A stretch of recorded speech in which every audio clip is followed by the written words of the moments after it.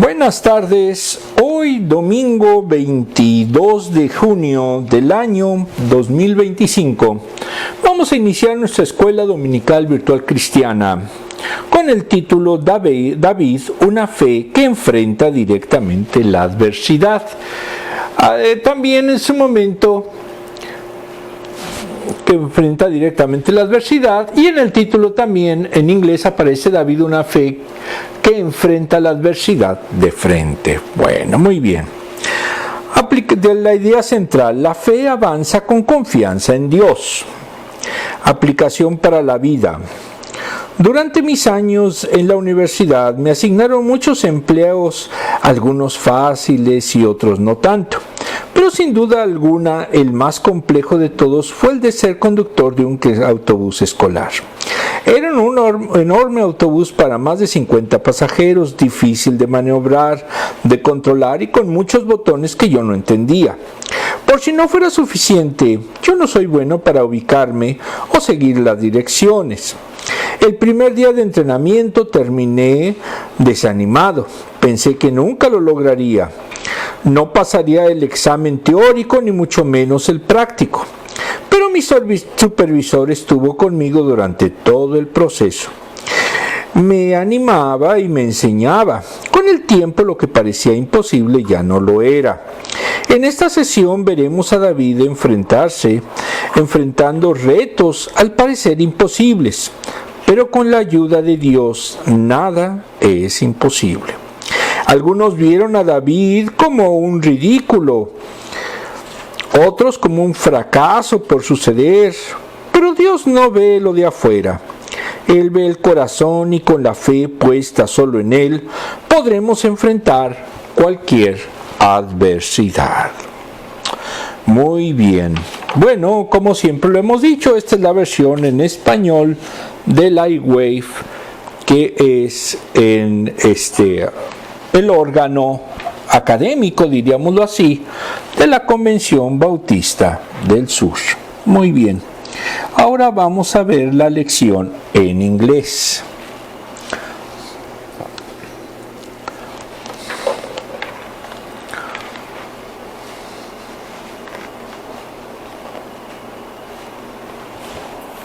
Está abriendo mi máquina en un momento.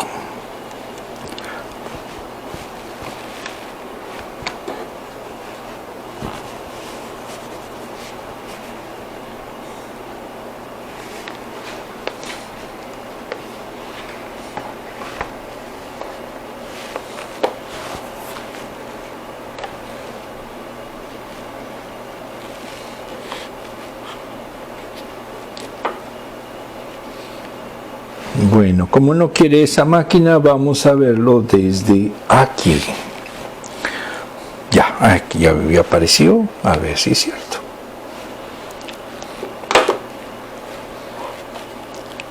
Por fin, sí abrió.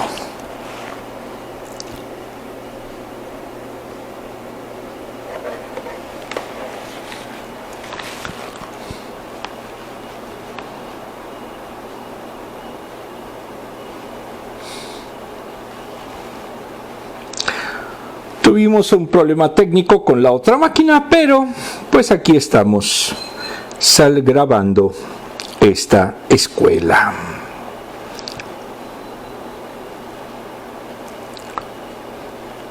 Esta es una máquina un poco más chiquita, pero bueno, funciona, que eso es lo importante.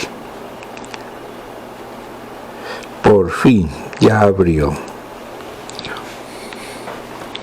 En la versión inglesa del material que estamos viendo, nos dice lo siguiente.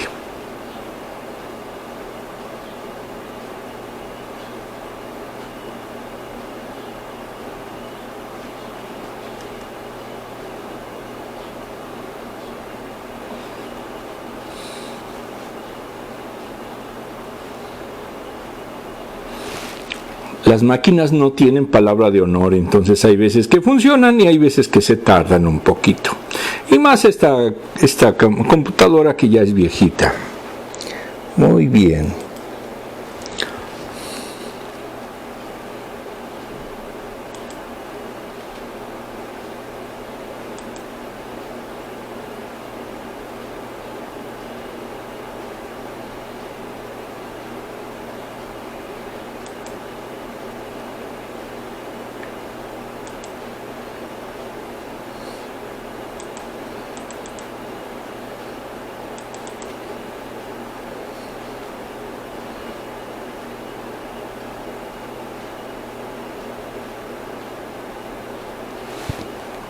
Sí, se tarda un poquito porque esta máquina tiene como 5 años, entonces por eso nos da un poquito de lata. Recordemos que la tecnología actual pues no dura mucho. Pero todo sea para honra y gloria de Dios. Muy bien, ya por fin, ya abrió. Estamos ahí avanzando.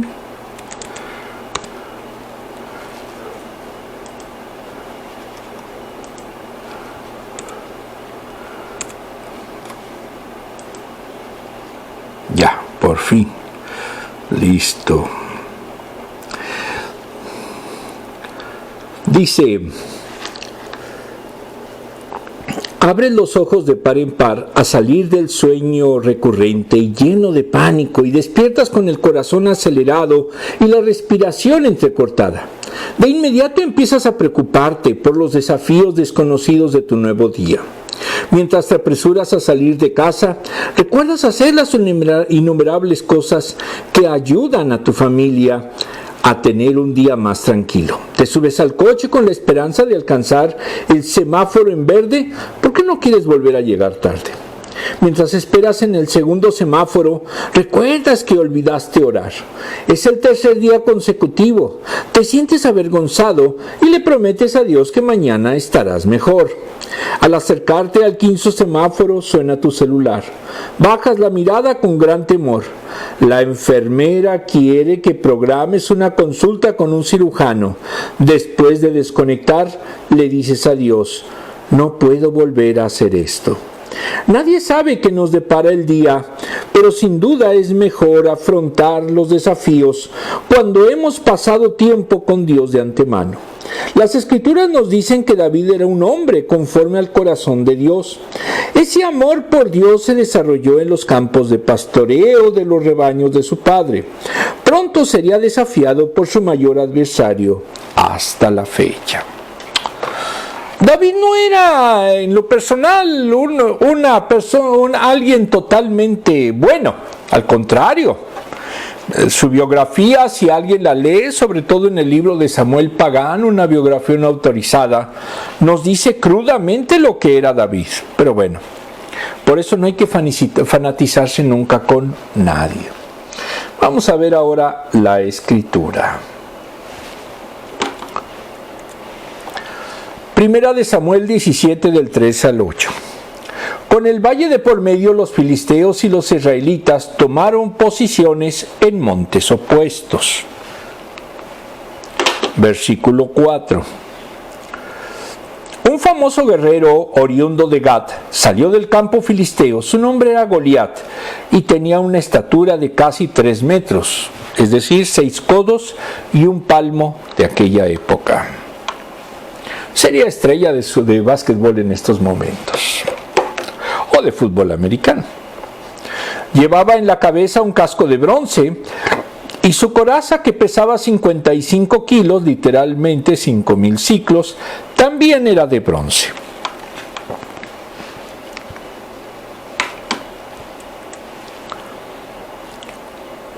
Como eran las polainas que le protegían las piernas y la jabalina que llevaba al hombro.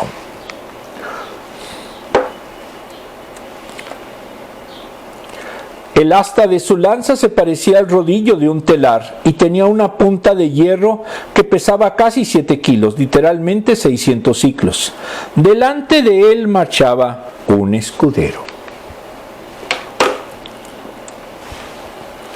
Goliat se detuvo ante los soldados israelitas y los desafió. ¿Para qué están ordenando sus filas para la batalla? ¿No soy yo un filisteo? ¿Y no están ustedes al servicio de Saúl? ¿Por qué no escogen a alguno que me enfrente? A alguien que me enfrente.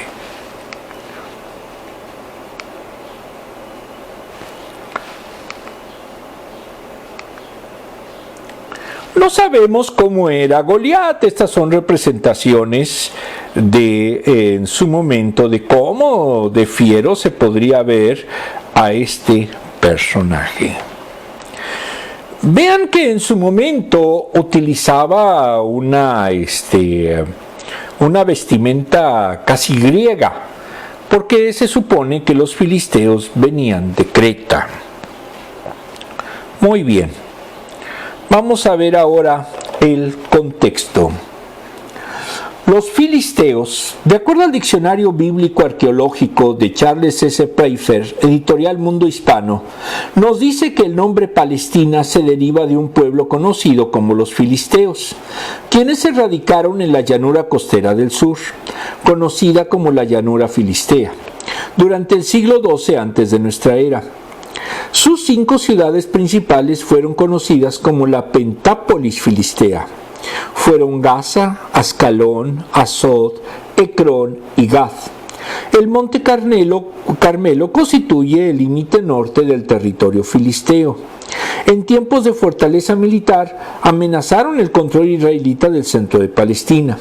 Aunque el hogar filisteo era la llanura costera e Israel en el distrito centro de las tierras altas, de acuerdo a Amós 9:7. Llegaron de Canaán de Captón, identificada como la isla de Creta, en donde su cultura declinó hacia el año 1400 antes de nuestra era. Las gentes del mar, como se le conocía, saquearon el Asia Menor y el norte de Siria. Atacaron a los egipcios durante los reinados de Hermeptatián y Ramsés III. Fueron rechazados, pero se les permitió radicarse en la costa sur de Canaán, donde la clase dirigente de guerreros se radicó con sus familias. Allí adoptaron un lenguaje cananeo y también algunas de sus prácticas religiosas. Ellos adoraban a Dacón, que aparece en la litera Ugarit. Eran incircuncisos. Israelitas y filisteos entraron en sus tierras casi simultáneamente, por lo que necesariamente iban a chocar, y condicionó las etapas históricas de Samuel, Saúl y los primeros años de David. Antes de David tenían un monopolio sobre el hierro, 1 Samuel 13 del 19 al 22, dándoles una ventaja sobre los israelitas.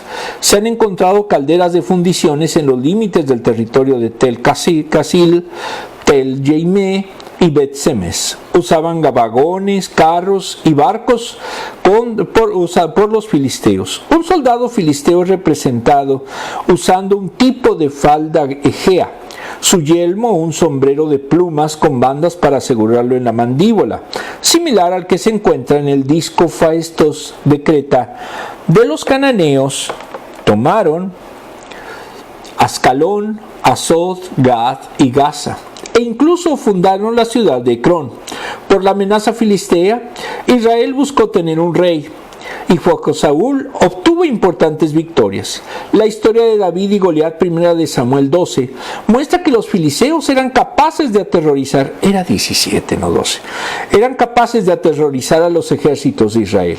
En el monte Gilboa, los filisteos derrotaron al ejército de Israel, muriendo allí Saúl y Jonatán, dominando mucho del territorio israelita, hasta que David, por haber vivido con ellos, conociendo sus tácticas, logró derrotarlos. 2 Samuel 5, 17 al 25.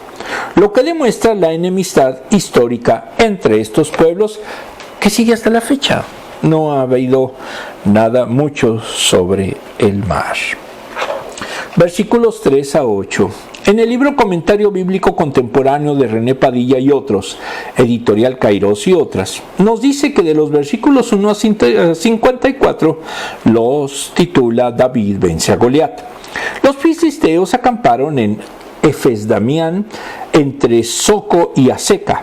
Saúl y los israelitas estaban en el valle de Elá, y por el valle de por medio tomaron posiciones en montes opuestos. Lo que separaba a los dos ejércitos era un arroyo profundo que solo podía cruzarse por cierto lugar. Se miraban de cerca, pero ninguno de los dos se atrevía a tomar la iniciativa de atacar. Goliat era un guerrero gigante, oriundo de Gat, paladín del ejército filisteo, 17:4. Tenía casi 3 metros. Su casco era de bronce, su coraza pesaba 54 kilogramos, sus polainas le protegían las piernas y la jabalina que llevaba al hombro. El asta de la lanza parecía un rodillo de telar, con una punta de hierro de 7 kilogramos. Tenía un escudero. Era invencible e impresionante. Propuso en lugar de una batalla masiva que los israelitas escogieran a uno entre ellos que lo enfrentara. Si podía enfrentarlo y matarlo, los filisteos lo servirían. Pero si él lo vencía y lo mataba, los israelitas serían sus esclavos. El resultado de este duelo determinaría qué ejército sería el vencedor. Su desafío era a los soldados israelitas y al Señor. Tenía la connotación de un insulto. El ejército judío quedó aterrorizado. 17:11. Desglose. Los enemigos de Israel, los filisteos, vinieron a hacer guerra. Un valle los separaba a los ejércitos. Tenía Saúl poco de ser rey y no poseía experiencia militar para dirigir esa guerra, ni era sabio. Bueno, de hecho los dos llegaron, filisteos e israelitas, casi al mismo tiempo. Entonces ahí en su momento hay una imprecisión histórica. Si perdía, disminuiría su territorio, popularidad y podía ser apresado. Del lado filisteo salió un soldado campeón, gigante de casi 3 metros, fornido, valiente y ágil. Tenía armaduras y armas idóneas para la guerra. No había nadie que le pudiese hacer frente. No aparecía alguien lo suficientemente valiente, fuerte, audaz o grande para no solo enfrentarlo, sino ganarle. Israel estaba en peligro de extinción y todos los sabían. Esta clase de reto era común en la época. ¿Para qué derramar sangre sin necesidad? Cada ejército enviaba un representante que peleara por ellos. El ganador imputaría la victoria a su pueblo y el perdedor haría lo mismo con el suyo. Goliat pidió esto. En Israel no había nadie que le pudiese hacer frente. Israel estaba temblando de miedo, pero Dios tenía un plan y él estaba preparado. Esta historia sería contada a los confines de la tierra para que Dios se lleve la gloria, para recordar que para él no hay imposibles. Todo está bajo su control y vemos su excelsa soberanía.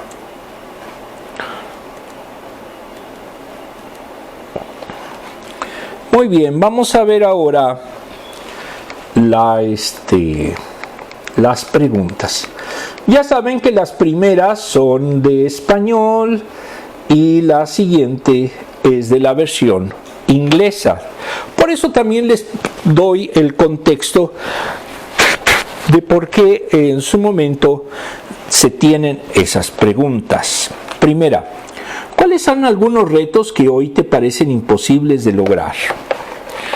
Bueno, pues en lo personal en estos momentos está el país, Estados Unidos, al borde de la Tercera Guerra Mundial, propiciado por la decisión del presidente, sin fundamento, basado en mentiras, que hasta su propia, en su momento, sesión de inteligencia ya había dicho que no había ninguna arma nuclear en Irán, pero bueno, las mentiras son algo común en Israel y en el presidente que se tiene. Esperemos que haya la paz, sí, pero la realidad es que esto puede ser el detonante de la Tercera Guerra Mundial. ¿Cuál es el día más caótico que has tenido en las últimas semanas? Pues el día de ayer, cuando se vio que había una agresión de Estados Unidos contra Irán sin haber un motivo concreto.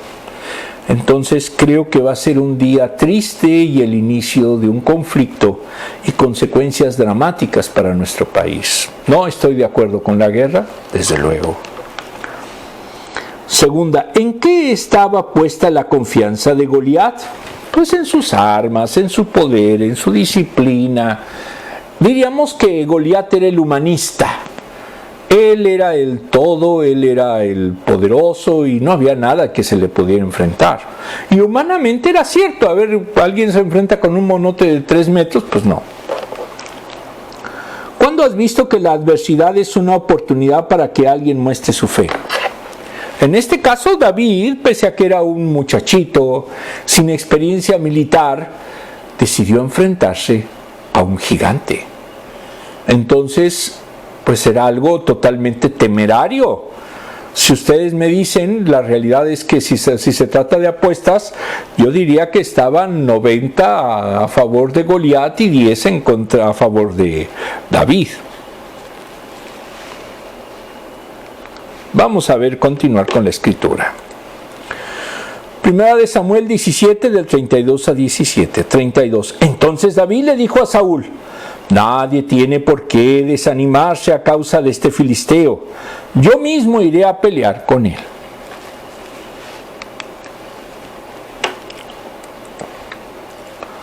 ¿Cómo vas a pelear tú solo contra este filisteo?, replicó Saúl. No eres más que un muchacho, mientras que él ha sido un guerrero toda la vida.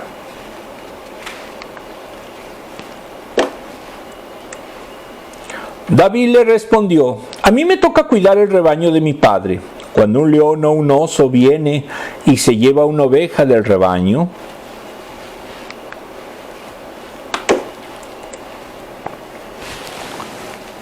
yo le persigo y lo golpeo hasta que suelta la presa, y si el animal me ataca, lo sigo golpeando hasta matarlo.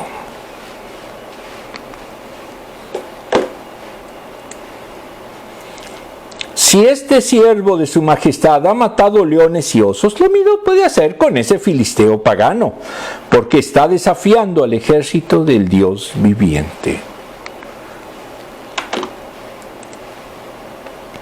El Señor que me libró de las garras del león y del oso, también me librará del poder de ese filisteo. Anda, pues, dijo Saúl, y que el Señor te acompañe.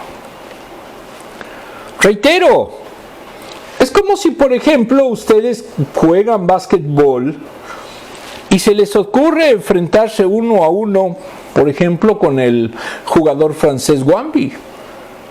No, pues yo creo que ni siquiera voy a tocar el balón.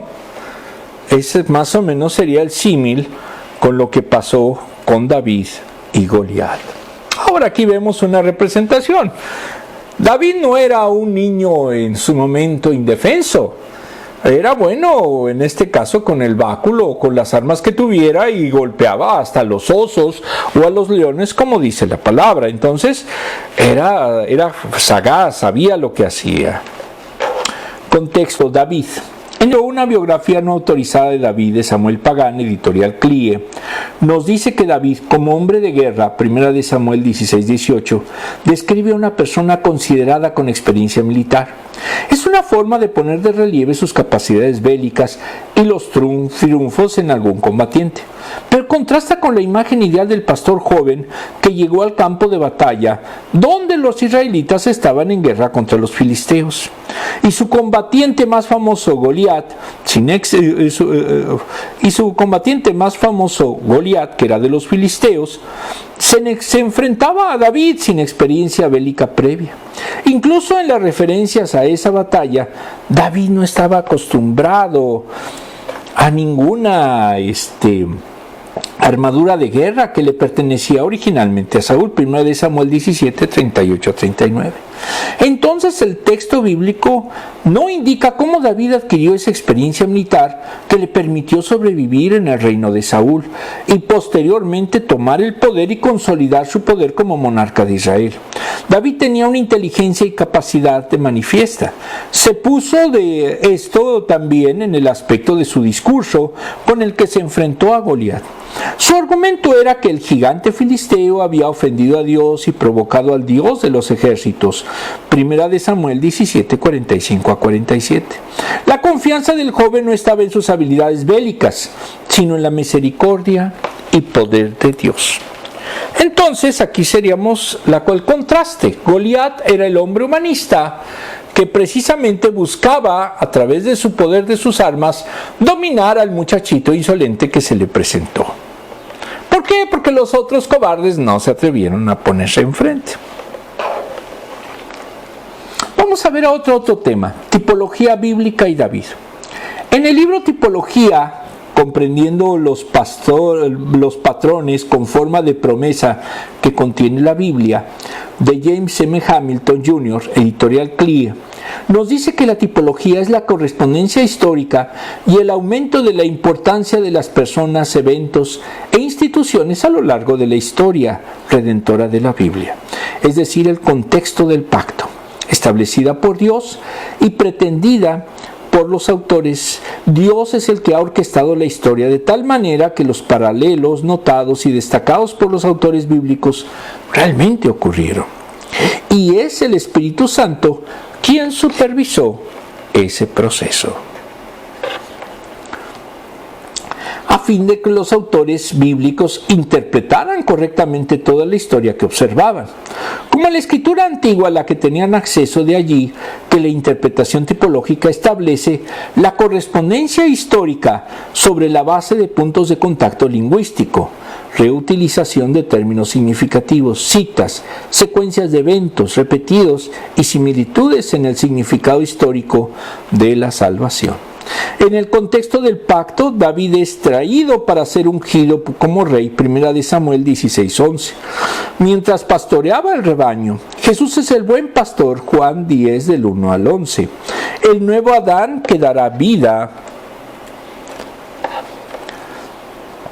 por sus ovejas, 10 que del 14 al 18.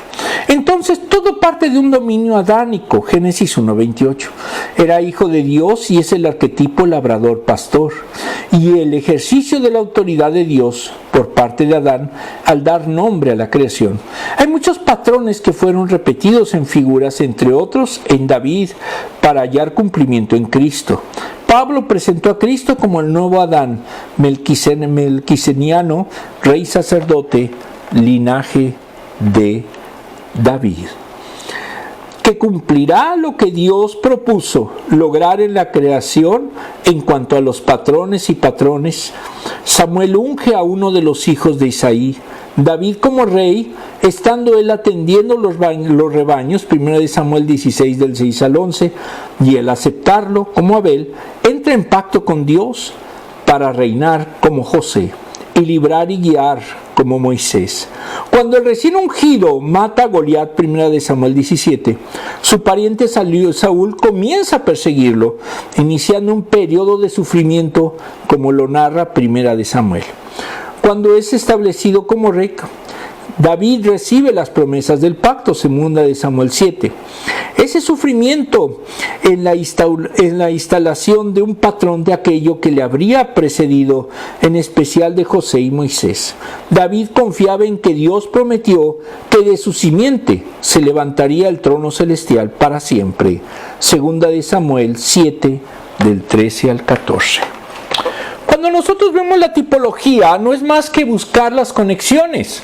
La Biblia no es un libro que sea capítulo y que sea una mini historia y ya, sino que todo se conecta. Y en el caso concreto, David es el arquetipo de lo que va a ser el rey, y además el que va a ser en su momento, a raíz de su simiente, lo que será el reino milenial de Jesucristo.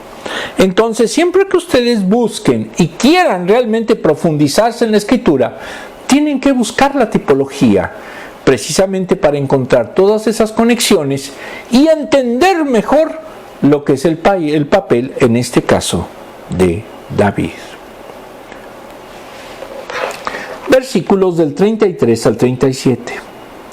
En el libro de Padilla, David, al oír al filisteo, se indignó porque teológicamente el filisteo había menoscabado el honor del Señor y de su pueblo. Contrasta con el miedo de los israelitas que huyeron ante él. 17:24. Sí, eran unos cobardes. David era solo un pastorcillo y músico, y para él se preguntó quién se creía este hombre que se atrevía a desafiar al ejército de Dios. Saúl premiaría al que desafiara a Goliat primero lo colmaría de riquezas, 2 le daría a su hija en matrimonio, y 3 eximiría de impuestos a su familia, 17:25. Pero aún así nadie se atrevía por la figura de Goliat. Y después le hizo trampa al darle los premios, es decir, Saúl era un mezquino. Yo conozco a muchos.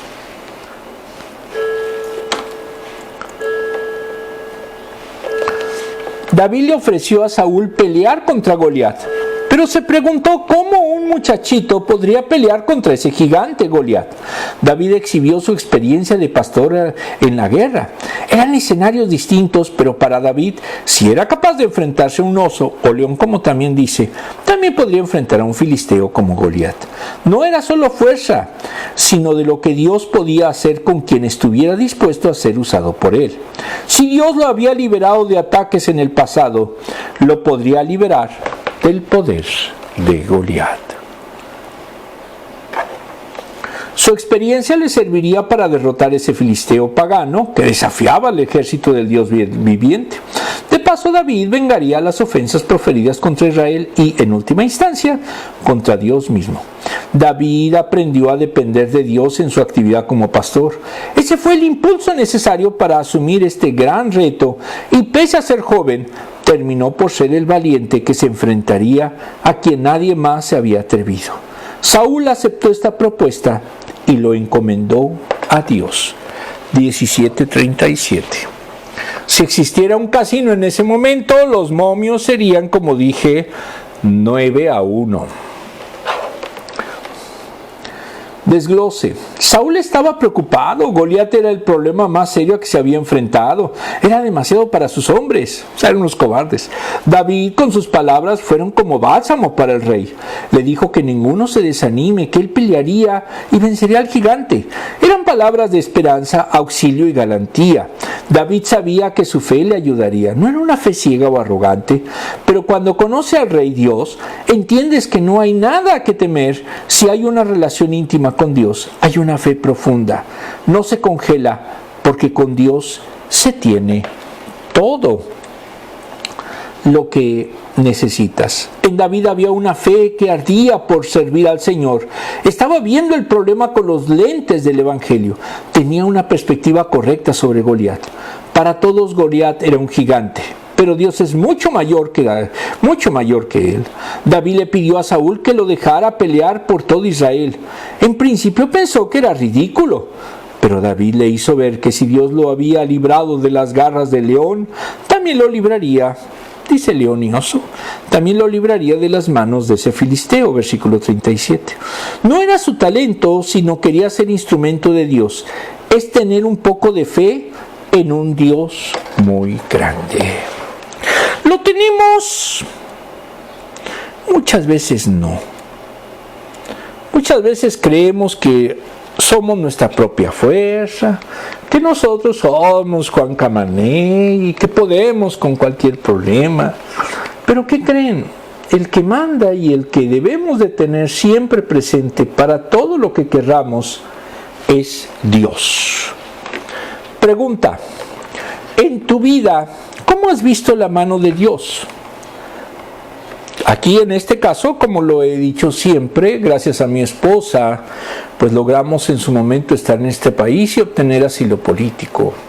Y ahorita pues ya soy su ciudadano. ¿Qué experiencias pasadas te han preparado para afrontar los retos actuales? Gracias a Dios pues hemos tenido la oportunidad ya como ciudadano pues de comenzar a desarrollar actividades aquí en este gran país. El hacer la maestría en estudios teológicos en el Southwestern Baptist Theological Seminary me dio herramientas importantes para poder hacer este ministerio. Y también lo honro precisamente a mi pastor Eloy Mendiola, que me ayudó a través de la iglesia que él presidía.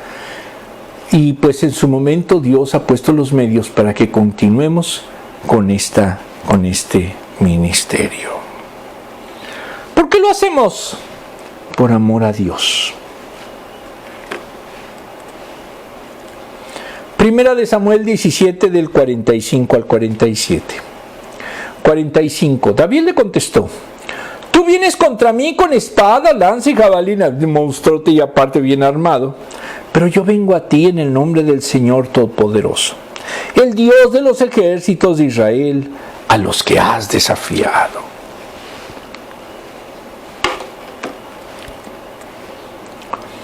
Hoy mismo el Señor te entregará en mis manos y yo te mataré y te cortaré la cabeza. Si era bien tierno. Hoy mismo echaré los cadáveres del ejército filisteo a las aves del cielo y las fieras del campo.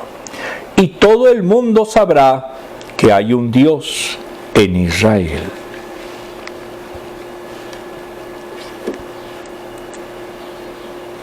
Todos los que están aquí reconocerán que el Señor salva sin necesidad de espada ni de lanza. La batalla es del Señor y Él los entregará a ustedes en nuestras manos.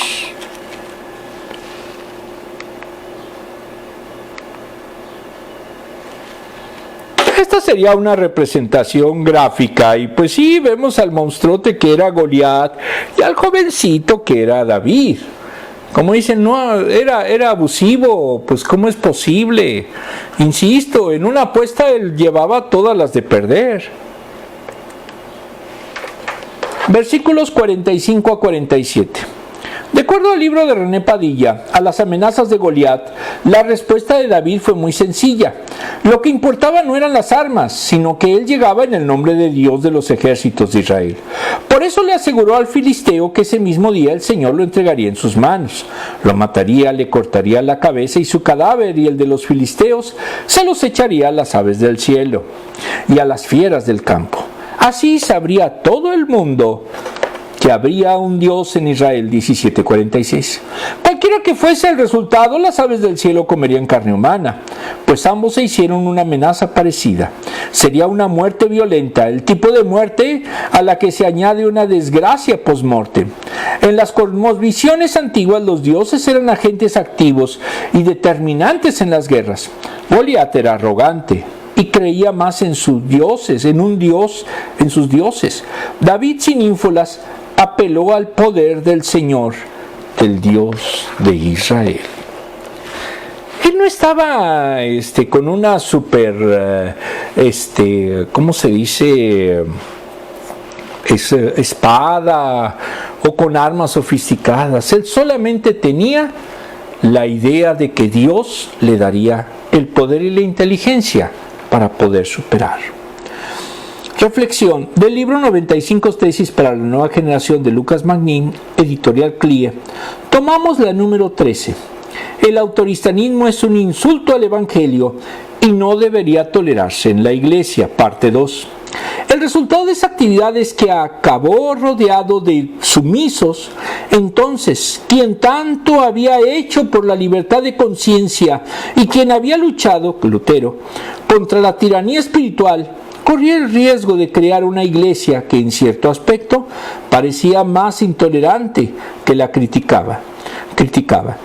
Como se peleó con todos sus colaboradores cercanos, yo conozco un presidente que así es, y hasta el final de su vida se negó a ceder el control, y a la siguiente generación, a su muerte, la iglesia luterana se dividió entre los necesino-luteranos, luteranos auténticos, y del otro lado, los Philipster, moderados seguidores de Felipe Melanchthon. Ese autoritarismo tiene un sonido familiar. El abuso espiritual, la manipulación, el despotismo, nepotismo y la intransigencia son el pan cotidiano de un número inmenso de iglesias. La certeza de muchos líderes de haber recibido un llamamiento de Dios, de ser ungido, tener una línea directa con Él, y se convierten en pequeños dictadores, verdaderos papastores. Muchos toleran este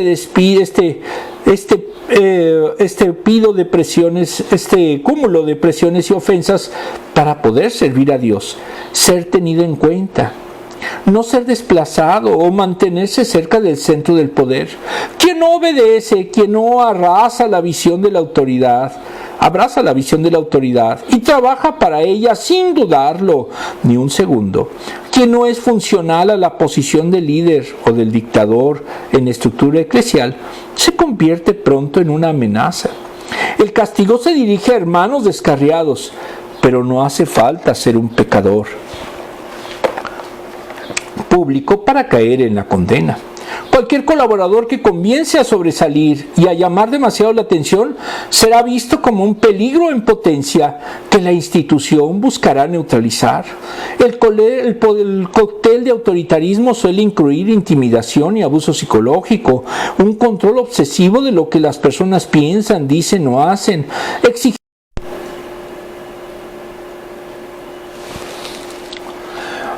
Exigencias desmedidas o expectativas irreales, acusaciones falsas y murmuración por lo bajo, y en los casos más extremos, aislar a las personas de sus vocaciones, sus familias y sus amistades.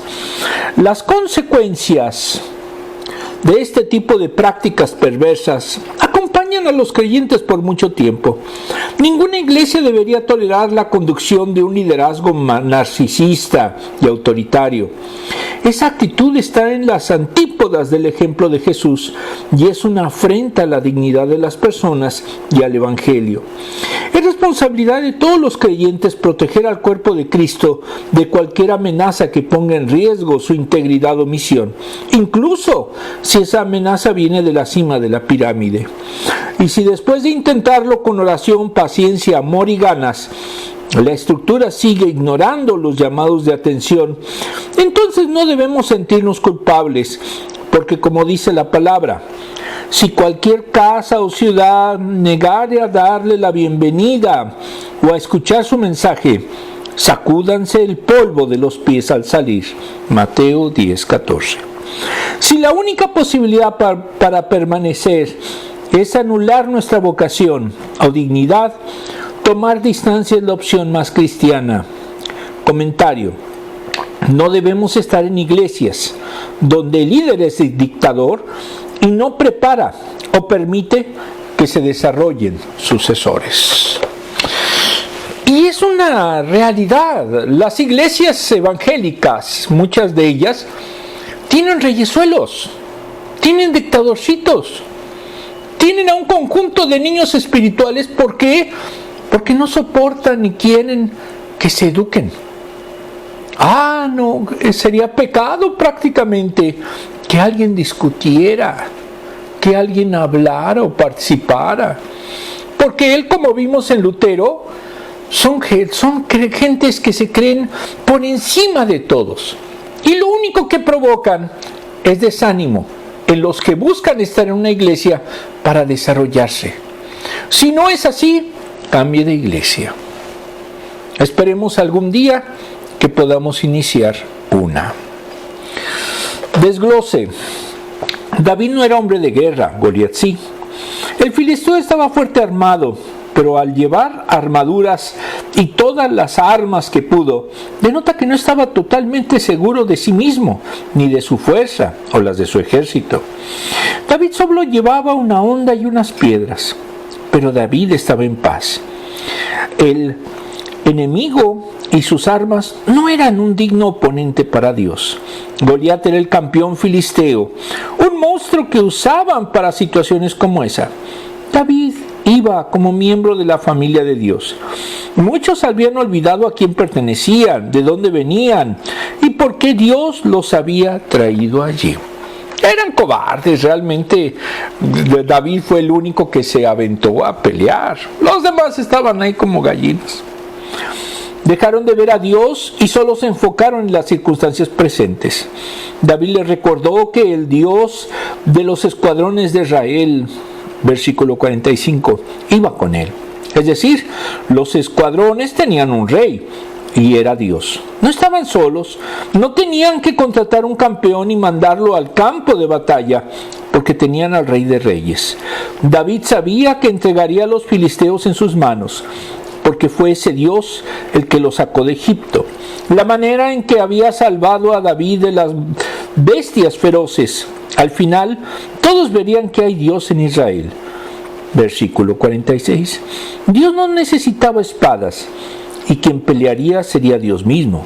David pensó: si Dios es todopoderoso, esta amenaza en la manera en que Dios quiere mostrar su poder.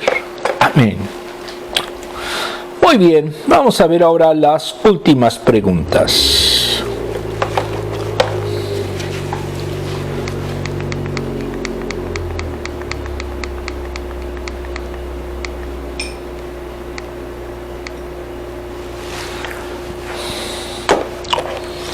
¿Cuáles son las batallas que debes de dejar que Dios pelee por ti?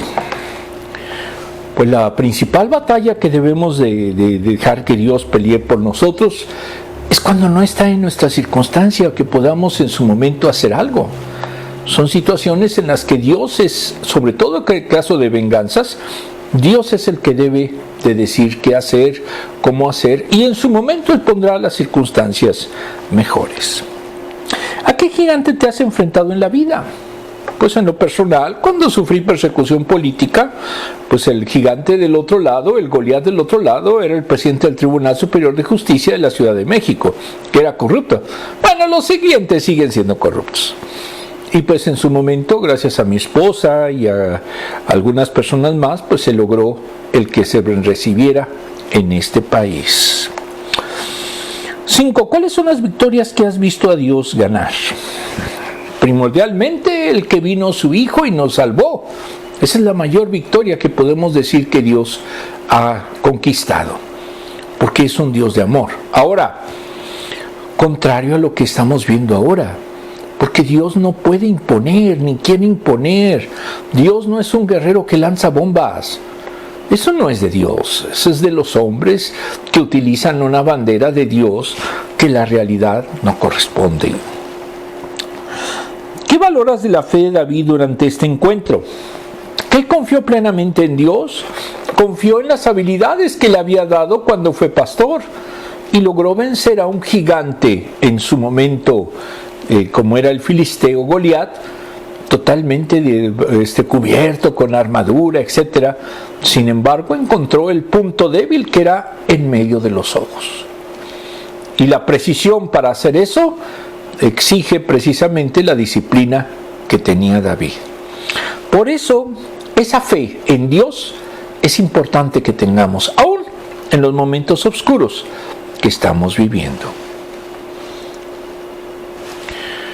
Vamos a ver el siguiente texto.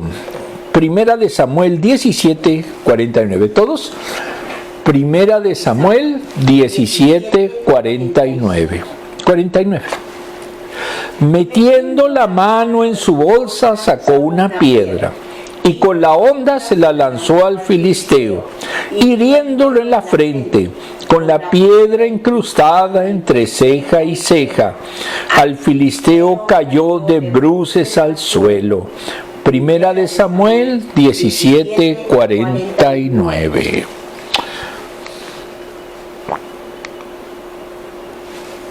Así quedó el filisteo. Vamos a terminar nuestra escuela con una pequeña reflexión y con una oración. El día de ayer se lanzaron por orden de Trump, sin autorización del Congreso, 3 bombas o 3 ataques a instalaciones nucleares de Irán, sin haber evidencia de que se hiciera bomba atómica alguna. Eso puede provocar una nube tóxica que vaya a infectar gran parte o una parte del Medio Oriente. El hombre está destruyendo en su momento a sus semejantes, pero sobre todo está contaminando este mundo. Las repercusiones militares pueden dar inicio a una tercera guerra mundial. Estados Unidos se metió a ese terreno, insisto, de una manera poco pensada y sin haber motivos reales. No sabemos qué pase, pero a fin de cuentas esperemos en Dios que no nos afecte de este lado del Atlántico. Vamos a orar. Amantísimo Padre, te pedimos que tú concedas tener en su momento fe en ti, pero sobre todo, Señor, que realmente sepas y sepa el ser humano que solo es con la verdad con lo que se puede conducir su destino. No con mentiras, no con propaganda, no con genocidios. Y si no entendemos que es tu voluntad, realmente que el amor es tu voluntad, y nos dejamos llenar de odios y de decisiones en su momento alocadas, como fue ese bombardeo, entonces, Señor, perdónanos, porque realmente se ha iniciado una autodestrucción del ser humano. Todo esto, Señor, te lo suplicamos y pedimos en el sagrado nombre de nuestro Señor Jesucristo. Amén. Nos vemos, si es que no desaparece el mundo, el próximo domingo.